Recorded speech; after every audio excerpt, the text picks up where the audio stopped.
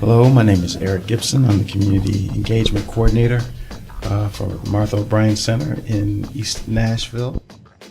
During these podcasts, you'll get a chance to hear residents and their opinions and perspectives of the positives and negatives of life here at Cayce Homes, as well as the perspectives of the East Nashville precinct of the police department here, as I try to bridge that gap and ensure that there are connections that are maintained between the residents and police in order to ensure a cohesive community and just moving forward with positivity.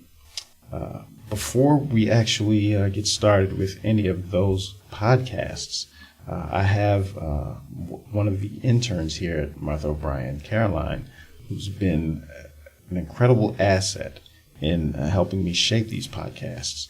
And as much as I would love to have the first broadcast involve some of the residents, I think it was key to take advantage of the time that these interns were here to have a perspective from someone who, while they may be here, they may see something that the residents don't see, and they may see something that the police don't see.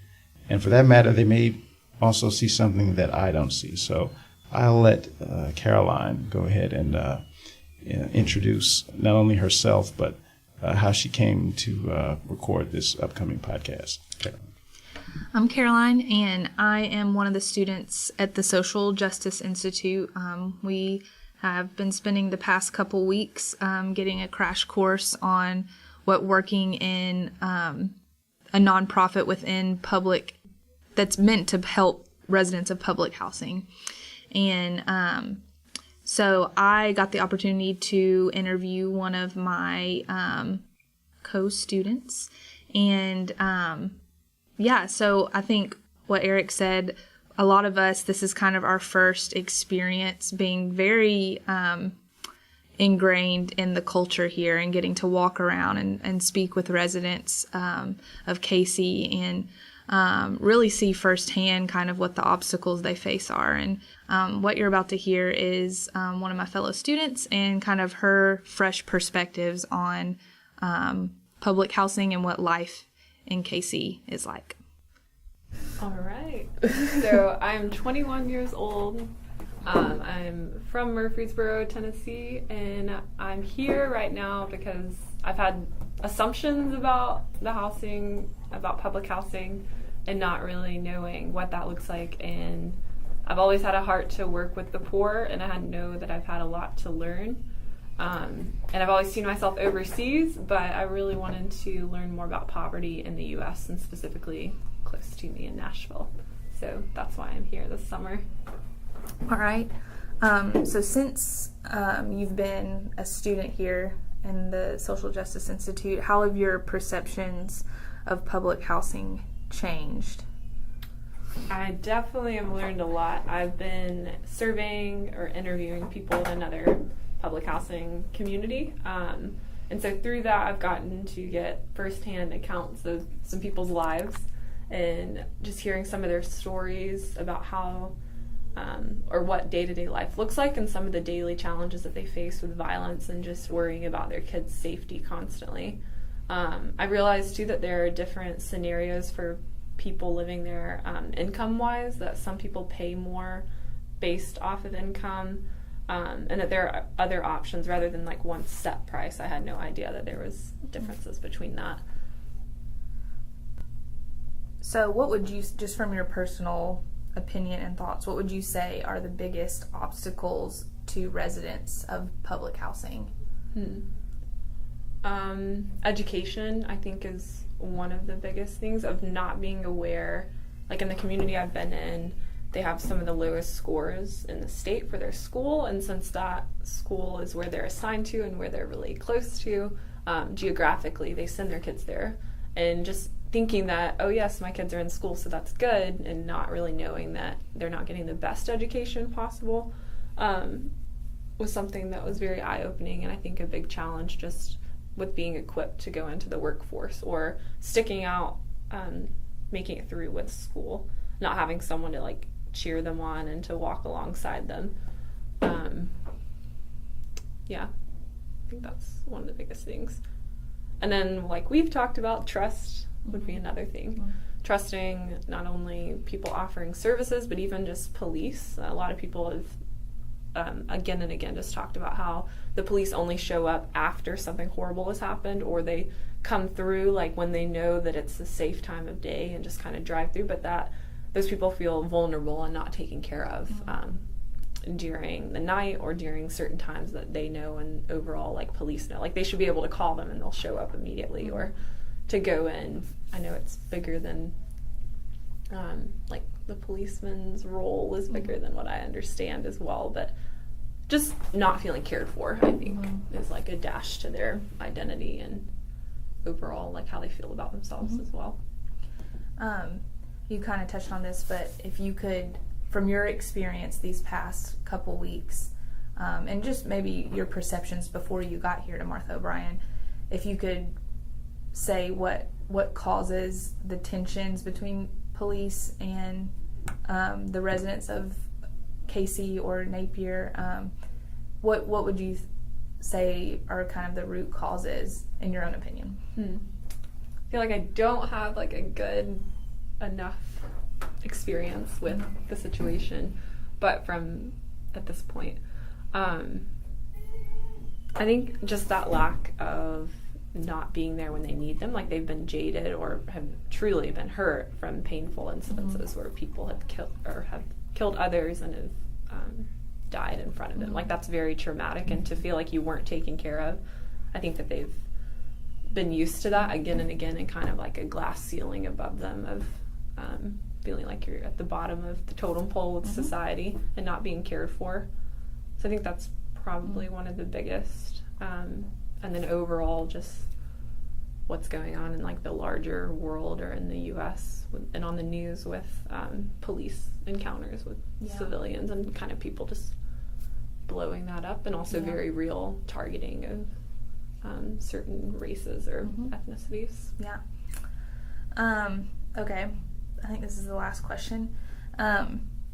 So if you could only do one program or one initiative to help residents of public housing progress in their goals and dreams, it doesn't have to be super detailed program, or it could, what do you think is the most important thing to help them? If you could only do one thing, what would be vital in your opinion?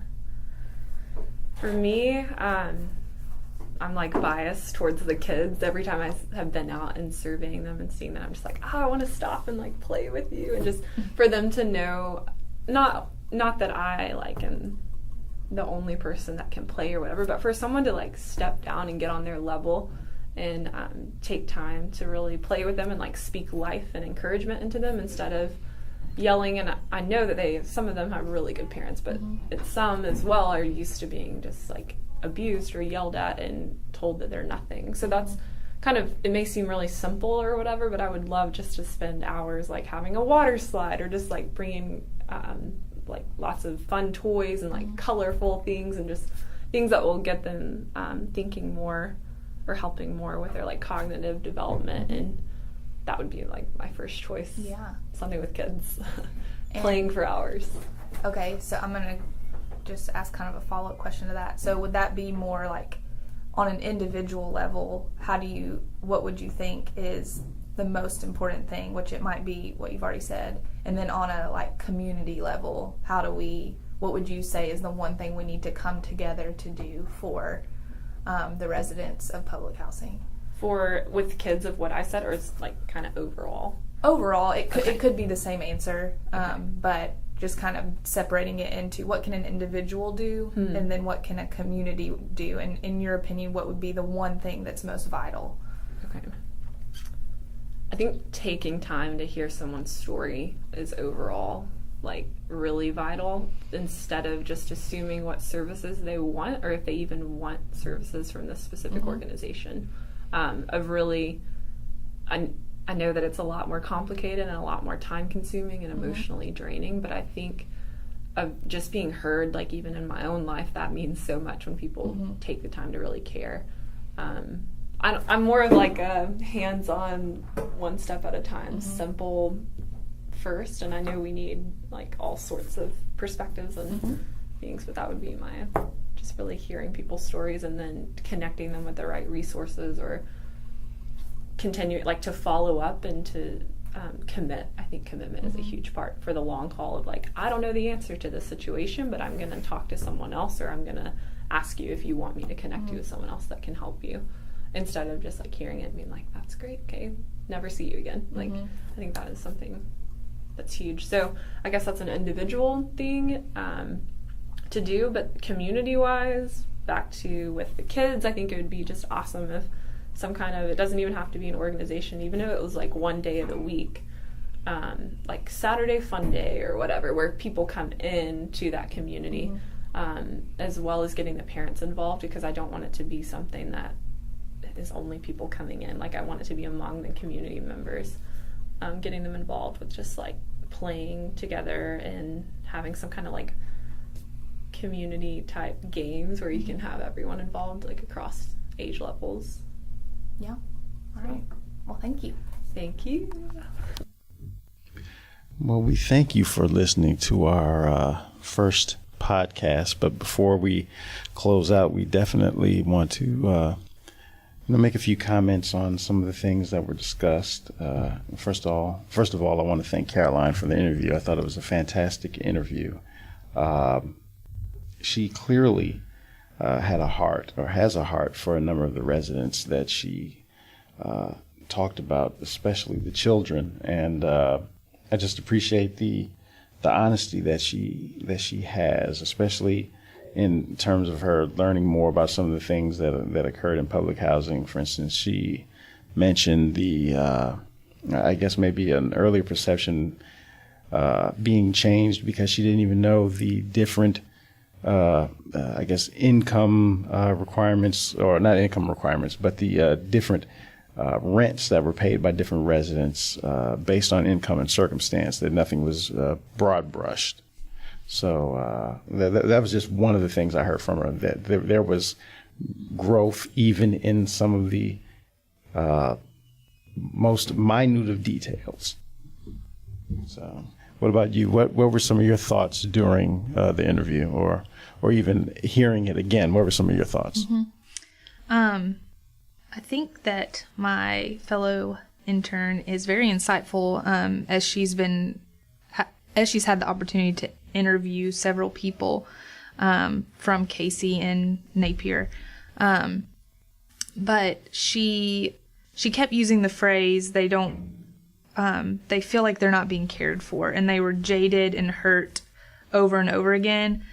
And I kind of think of the analogy of like a parent and a child. You know, a parent's set in place to protect and care for their child. And if a child experiences trauma and then there's no response, that child will feel hurt, and there will be some tension and probably resentment, I guess. And that's, I guess, that same tension and resentment, I think, is felt between the population at Cayce and in public housing and with the police, because police are set up to protect and care for, and then they feel as if that isn't happening as consistently as it should. And so I was kind of struck by that observation of hers, and maybe how there is a lack of acknowledging and responding appropriately to the vulnerable state that Cayce residents are in, and the trauma that they experience. And because of that, they might feel isolated and very distrustful of the people that have been set in place to protect them. No, I totally agree with you. I think it's interesting that not just in Cayce, this may be across the board for a lot of public housing. And Caroline and I have talked about this in the past as we were setting this podcast up and out canvassing in neighborhoods. The general feeling that you get when you're here, as someone may come from an organization like Martha O'Brien to promote services that are available, The intern that was interviewed even said that some of these residents may not even want it. It's about taking the time to really get to know them. Some of them may not want the services. Not so much need them, but may not want them because for whatever reason, they'll see people in a lot of these social service positions come and go. There will be a lot of turnover in positions and organizations like this because it's based on the desire to really want to help people. So it's focusing on service as opposed to salary. And not to get off of the topic of the residents, but residents are smart enough to see that people are coming and going, and then they're basing it on possibly getting a higher salary somewhere else. So some may say, well, did they really care? But at the same time, some are also smart enough to say, well, they maybe that person got something that's paying a little better, but it's hard to establish relationships when you know that someone that you see out in the community is probably going to be gone in a few months' time. And then there's always somebody new trying to reinvent the wheel in a way to come and not just get themselves known in the community, but hoping and praying that they can do something different. That's just the nature of reaching out to a population like this. So I think there's a great deal of hesitancy and just, to piggyback on what the intern said in the interview, a number of people being jaded. It's really hard to trust people if they come and go. So it was just that was my takeaway from that portion of the interview. Any other observations? I really like what she had to say at the end about one of the most important things is to listen and to hear someone's story, and not to oversimplify the solution, but I'm really a believer that it all boils down to relationships and forming trusting relationships with people that can truly empower. And so getting out there and truly listening and hearing people's stories and kind of bridging the gap, and not letting people feel isolated to this one area, to only certain groups of people, and to really provide yourself as a listening ear. Yeah, one thing that I will say, and I appreciate her mentioning, is the education or the need for education for any of the parents of some of these children. Whether you're a parent that lives in Cayce or someone that has a child that lives in Cayce that attends any of the nearby schools, if you can just understand the importance of being active in your child's education.